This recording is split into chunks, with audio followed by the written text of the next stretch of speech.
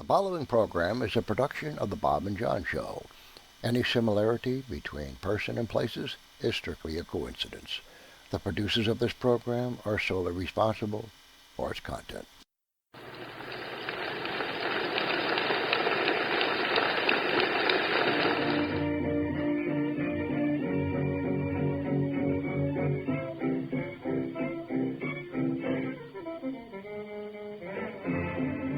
It's now time for the Sudsy Wudsy Show, brought to you by Sudsy Wudsy. Sudsy Wudsy. It's an all-purpose cleaner. It's a car wash. It's a bubble bath. Yes, it's Sudsy Wudsy. Sudsy Wudsy now proudly presents The Adventures of Jimmy Ballpoint, Private Investigator. Ear, eyes, and nose. The complete package. Jimmy Ballpoint.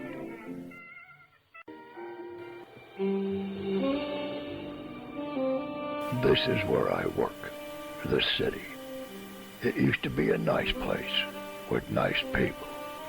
But like everything else, they left.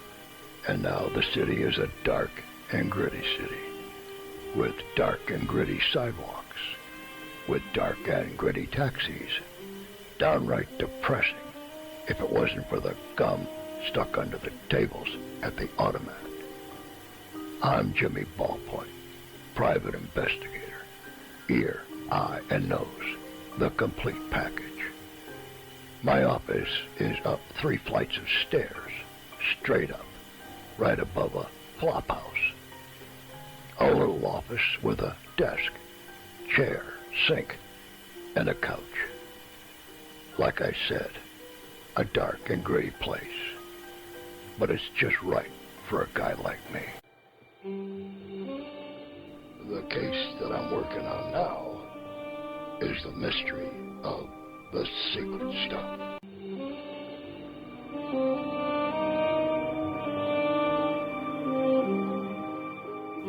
It was slow the last few weeks. Slow wasn't good. Slow was not a word my landlady wanted to hear.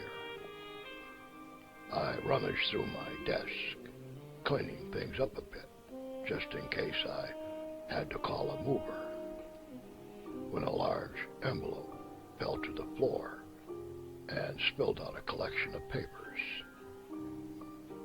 The envelope was yellow by time, being tucked away in the back of the desk. I gathered up the loose collection and saw something that looked rather official, with some sort of mark at the top left-hand corner on one of the letters. It sparked my curiosity. It was a letter from one of my very first jobs, a government job at that. The letters and the papers were dated back when things were really dicey in the Pacific, and Europe wasn't looking too good either. Then it all came back to me. How it all started with a phone call.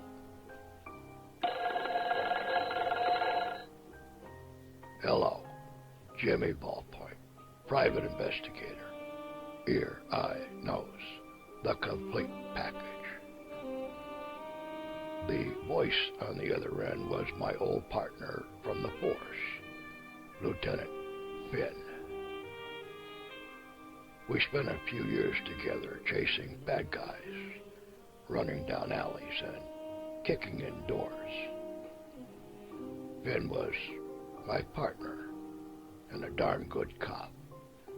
No nonsense, hard-nosed, and the kind of guy you can depend on. He was now a lieutenant and moving right along in the ranks. As for me, the beat stuff just wasn't my style. Finn went his way, I went mine. Finn told me that I was getting an important phone call soon. It was important and not the usual thing that we ran into. But then he said, talk around the precinct was there was only one guy that could handle this job, and the name Jimmy Ballpoint came up. Ben told me to talk around the precinct, and he'd know what he was talking about. Ben told me that the federal thing was real hush-hush stuff.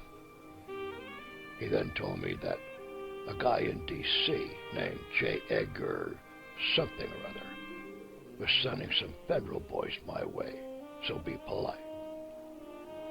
I hung up the phone and rocked back in my swivel chair and rubbed the bottom of my chin, thinking to myself, what would a J. Edgar something or other want with me? Just then, two large forms blocked out the hallway ceiling light outside my office. The upper half of my office door had a frosted glass panel with the outline of two very large mugs. These two just stood there, no knock, nothing. I reached into the top right-hand drawer, pulled out my stub-nose .38 and placed it in my lap. Leaning forward on my desktop, I told the mugs behind the door that they might as well make themselves useful and grab a broom. My office door was pushed open, and the two men walked in, stopped, and separated. A small figure of a man stepped forward. The guy was well dressed, I'll give him that. He wore a smart-looking blue herringbone tweed three-piece suit. His face was flat, with small, round, metal-rimmed glasses. Reminded me of the pharmacist around the corner. The man introduced himself as J. Edgar Bissell. I couldn't help but think that the stiff's name sounded like something my dear old mom used to push back and forth across the hall runner. He told me that he had federal business to discuss, and that his business was top secret. He and his associates were from the FBSS. He gave me his card. I looked at the card. Just like he said. J. Edgar Bissell, Special Agent, Federal Bureau of Secret Stuff. He said that the Bureau of Secret Stuff had need of my special talents. Talents that were of national importance. He then turned to the two men with him and motioned them to wait outside. As the men closed my office door, Bissell took off his hat and placed it on my desk next to a large ashtray, placed both hands in his pocket, and walked over to my office window. As he stared out the window, he told me that these were troubling times. How within a matter of months we might be involved in some nasty business. Our national security was at stake, and I had a role to play. As he spoke, the streetlight outside my window gave his silhouette an eerie glow, and the flashing sign next to Angel's Bar gave his face a red and amber tinge. The guy looked really impressive, and his speech was timed to the flashing sign next to Angel's Bar that flashed, Eats. The lights and his figure gave my office a new look. I couldn't help but think that the place hasn't looked this good since the pipe broke under the sink, spraying water all over the place. And the flashing sign had rainbows over my desk. Bissell turned and walked to my desk, reached down for his hat. He should have paid more attention. He ended up putting a large ashtray on his head. I picked up his hat, dusted it off, and gave him his hat. As he opened my office door to leave, I asked him, "Shouldn't we talk about this?" On his way out, he told me, "We just did."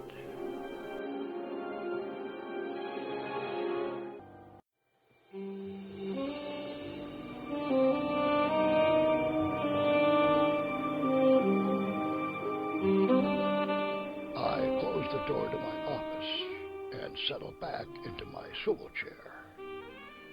I opened my top left drawer and started to put away my stub-nose 38 when an image came into focus on the frosted glass of my door. It was the image of a dame, a looker at that. She had on a wide-brim hat and large shoulder pads that finished off the design of her two-piece suit. It was the style at the time. As she slowly opened my office door, I rested my stub-nose in my lap, closing the drawer. The dame stood in front of my desk, saw the stub-nose, and jokingly remarked at how small my gun was. I told her that it wasn't the size, but how I used it. She saw the heater pointing down below my belt line and remarked that I didn't think too much of myself, now did I? I had to admit, the doll had me there. I asked the dame what business she had with me. She said she needed my help. Two men were constantly following her.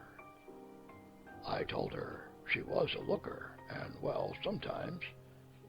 She stopped me, said that she had business with the government, and it was all top secret.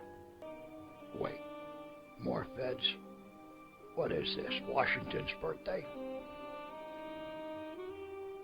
She said she was on her own with this one. Her business was so top secret that not even the feds were in on it. In fact, some foreign powers would do anything to get in on the act.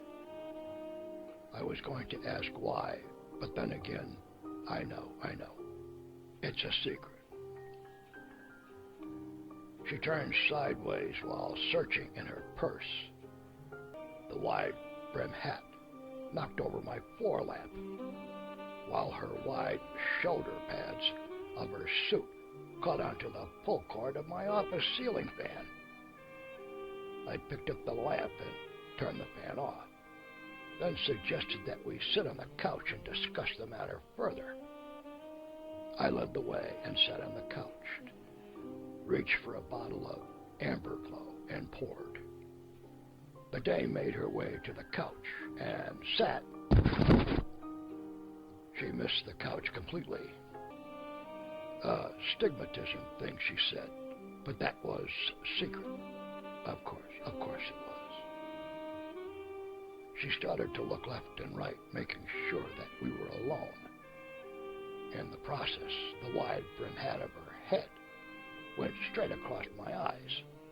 The wide shoulder pads of her suit stuck me in the throat. I couldn't help but think that if there was any more secrets to this dame, I'd never survive the night, much less my office. I assured her that she was totally safe, with nothing to worry about. She told me that this operation that she was in charge of was a matter of national security. She had to be sure that she was safe, as were the secrets that she was in charge of. I told her that as long as she wore that wide-brim hat and those shoulder pads, there wasn't anyone who was going to get within 100 feet of her. She seemed to relax. I told her to wait there. I was going to pack a suitcase. This looks like a big job, a really big job. Yeah, I better pack both pair of socks. The dame and I talked through the night, just small talk, getting to know each other. Kind of like you tell me something, then I'll tell you something. She seemed very nervous about leaving, I could tell. She said the men that followed her would hide in a doorway or turn and look away every time she'd glance back. Very unsettling. I knew exactly what she was talking about. I had a library book once that was way overdue, and it gave me the creeps. I suggested that we grab a bite to eat. Breakfast would be a good start. We headed for a diner just outside of town when the dame spotted a black two-door following us. The car slowly rolled down the opposite side of the street. It stopped when we stopped. We'd hop and step. Don't step on a crack or you'll break your mother's back. The car would hop and step. The dame was right. She was being followed. I waved down a taxi. A cab pulled up, and I let the dame in first. Then I was about to step in when I froze. Of all the taxis that I had to flag down, I had to get a taxi with Flippo the clown. Now, Flippo and I go way back. Some good times, some not so good. I was hoping he had forgotten about the bad times. It seemed that Flippo was on hard times. And as we drove on, Flippo couldn't stop talking about it. He was just waiting for someone to dump his problems on. The dame told Flippo to drive out to the countryside. Flippo did a great job losing the car, tailing us. As we rode out farther and farther, row after row of corn passed our way. Big stalks, over 8 to 10 feet tall. The dame told Flippo to pull over by a clearing of corn stalks. We got out. I gave Flippo a sawbuck. Flippo drove off, still talking away about his troubles. The dame looked at me, nodded her head at Flippo's cab with that, "What's with him?" I told her, clowns are complicated. As we turned and looked at the clearing of corn stalks, the opening got wider. I couldn't believe it. There in the middle of a cornfield was a full-size yo-ho-ho battleship, and she was a beauty. How on earth do you get a battleship in the middle of a cornfield? I asked. Now wait, don't tell me. It's a secret. The dame told me that the admirals came up with the idea. After all, who'd look for a battleship in the middle of a cornfield? I said to the dame, "Well, you got me there."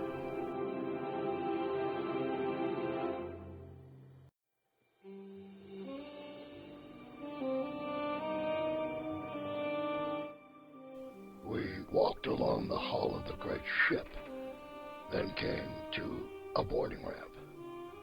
I followed the dame up the ramp and into the ship. I was amazed at the row after row of propeller shafts, all neatly classified and stocked. We no sooner entered the ship when two men surprised us. I recognized one of the mugs who wore a monocle over his left eye. He was a thin sleaze with a pencil mustache in a pinstripe suit. The mug next to him just stood there, pointing a pistol at us. He was the muscle.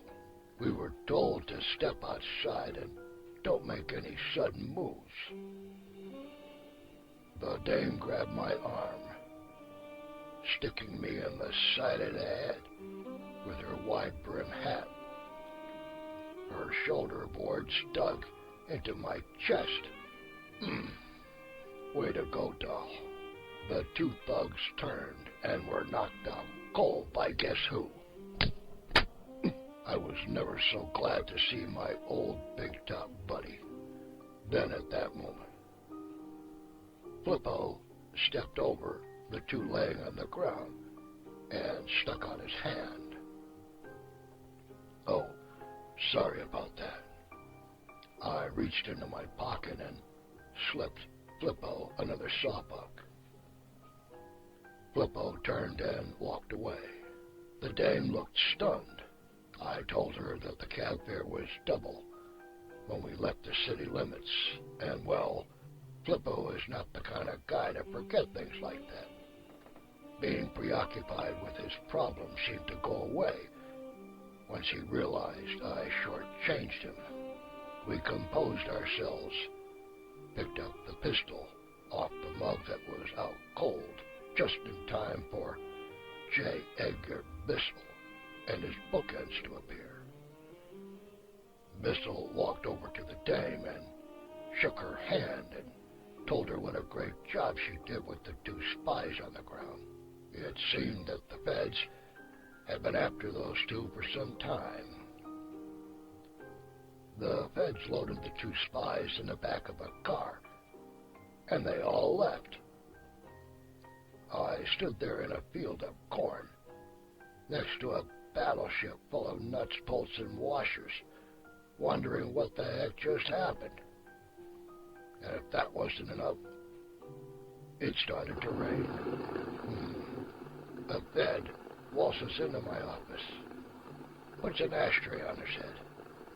A dame with an outfit that resembles a barnstormer, a battleship in the middle of a cornfield. Two spies try to knock me off. Flippo the clown picks me up, drops me off, then comes back and saves my life. The dame, the feds, the spies, and Flippo all leave.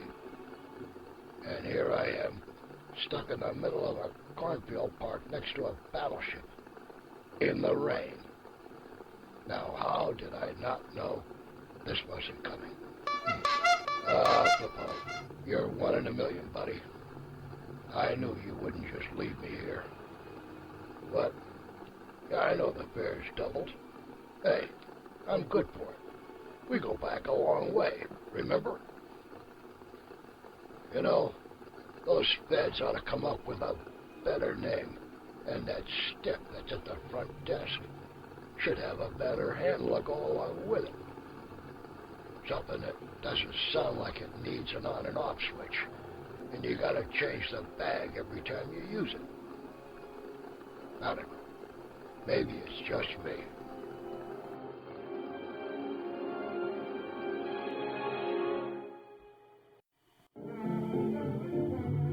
Well, folks, that concludes another episode of Jimmy Ballpoint, Private Investigator, brought to you by Sudsy Wudsy, that all-purpose cleaner. Keep your radio dial on this station for next week's Jimmy Ballpoint, Private Investigator. Ear, eye, nose, the complete package.